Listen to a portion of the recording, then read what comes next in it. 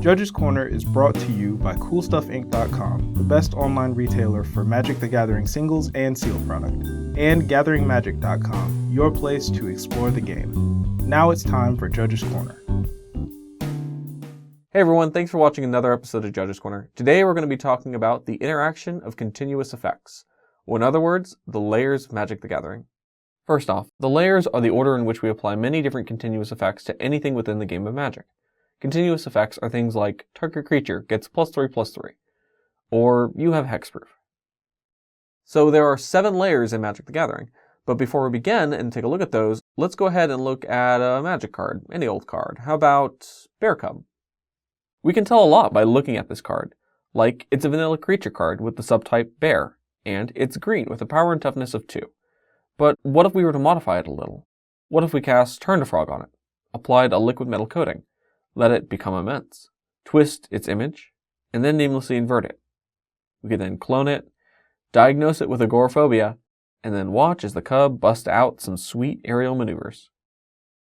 That's a lot of effects, and even though you don't see that many applied onto a card in every game of Magic, it does happen.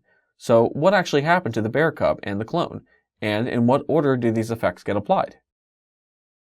This is what the interaction of continuous effects deals with.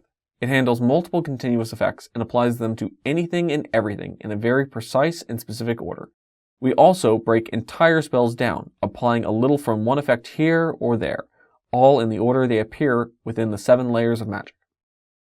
So what are the 7 layers? Well, let's go ahead and show you them in the order in which they're applied. First, there is the copy layer, which, as you might have guessed, deals with all things related to copying, like Clone, Reiterate, Isochron Scepter, and Vesuva. Next is the control layer, which deals with any control changing effects, like Active Aggression, Gather Specimens, Commandeer, and Mindslaver.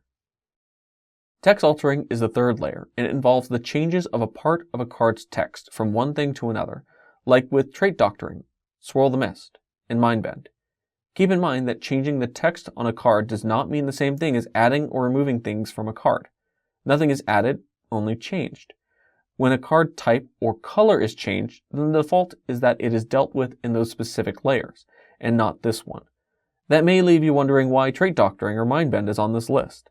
This is because, while they might affect the card type layer, if a card is changed from, say, an island to a mountain, they can also change other type-related aspects of a card, such as changing Island Walk to Mountain Walk without actually affecting the card type, or protection from red to protection from blue without actually affecting the color.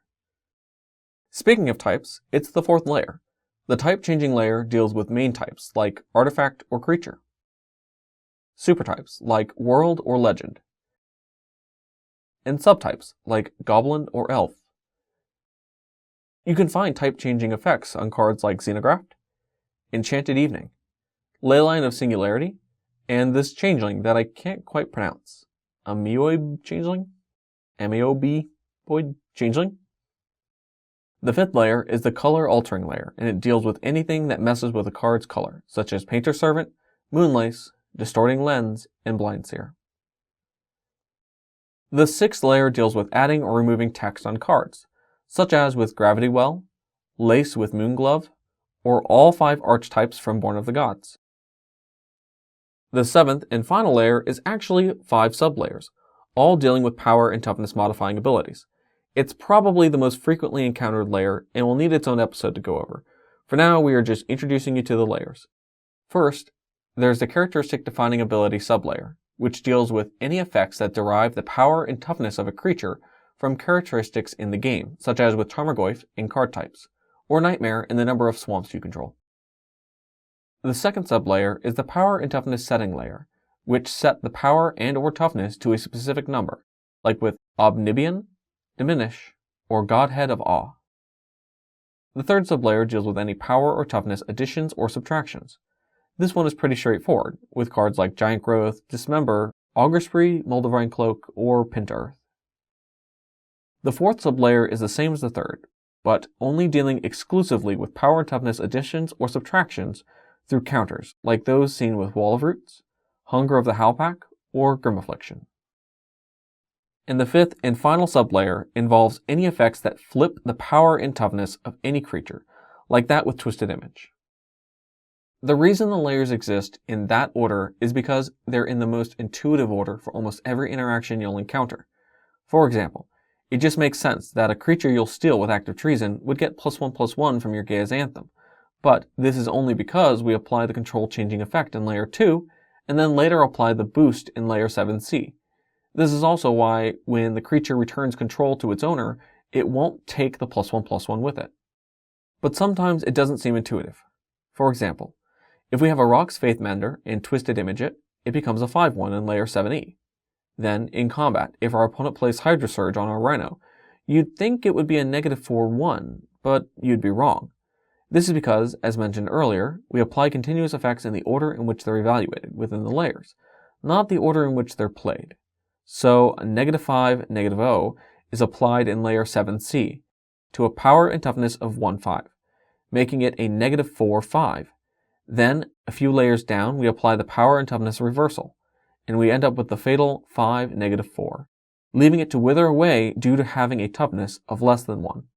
This example highlights the importance of following the correct order when dealing with the layers of magic, but there are paramount exceptions to this rule.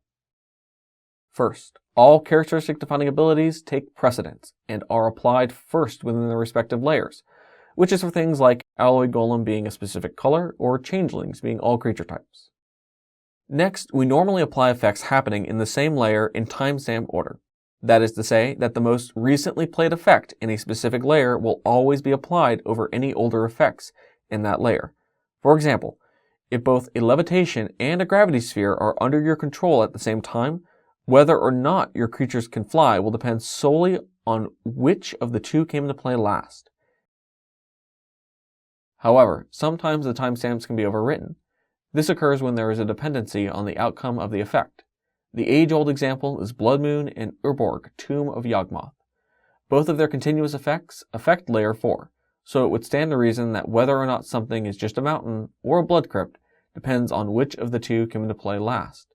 But that's not true, for you see, the outcome of what Urborg does depends entirely on what Blood Moon does to Urborg. But Blood Moon will still yield the same effect regardless of what Urborg does to it. This is a dependency, where one effect working depends on what another effect does to it, and it has no effect on the thing affecting it. So, in the end, the non-dependent effect will overwrite the dependent effect.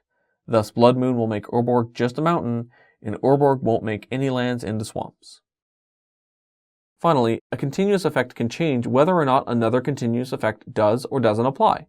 For example, if you control a Bad Moon and a 2/2 black zombie, turning it white will make it so that the Bad Moon no longer buffs the zombie, but it can also mean that Honor of the Pure suddenly does start applying.